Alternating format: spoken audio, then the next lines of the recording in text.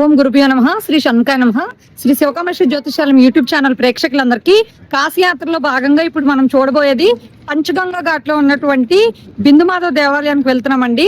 ఎలా వెళ్ళాలి ఏంటి అనేది తెలియజేస్తాం.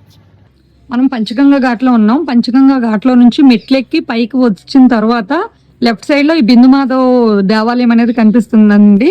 ఈ పక్క నుంచి దేవాలయానికి వెళ్ళాలి. ఇక్కడ వెన్న కూడా అమ్ముతారు కృష్ణుడికి నైవేద్యం పెట్టడం కోసం, అది కూడా తీసుకొని వెళ్ళండి. కాశీయాత్రలో భాగంగా మనం ఇప్పుడు పంచగంగా ఘాట్ లో ఉన్నామండి. పంచగంగా ఘాట్ లో కొంచెం పైకి స్టెప్స్ ఉంటాయి. ఆ స్టెప్స్ ఎక్కి లెఫ్ట్ సైడ్ కి వచ్చినట్లయితే బిందుమాధవ్ దేవాలయం అనేది కనిపిస్తుంది. ఈ దేవాలయం ఉదయం 4 గంటల నుంచి మధ్యాహ్నం 1 గంట వరకు తెరిచి ఉంటుంది.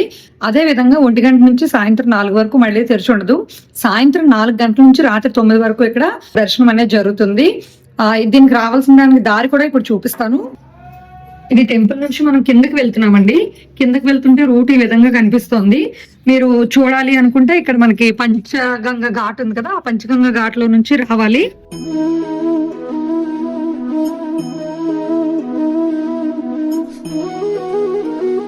ఇదిగోనండి మాధవ్ టెంపుల్ కి ఇలా వెళ్ళి మళ్ళీ లెఫ్ట్ సైడ్ తిరిగి స్టెప్స్ చూపించాను కదా, అటు నుంచి వెళ్ళాలి. ఇలాంటి మరిన్ని వీడియోస్ కోసం శ్రీ శివకామేశ్వర జ్యోతిషాలయం యూట్యూబ్ ఛానల్ ని లైక్ చేయండి, షేర్ చేయండి, సబ్స్క్రైబ్ చేయండి.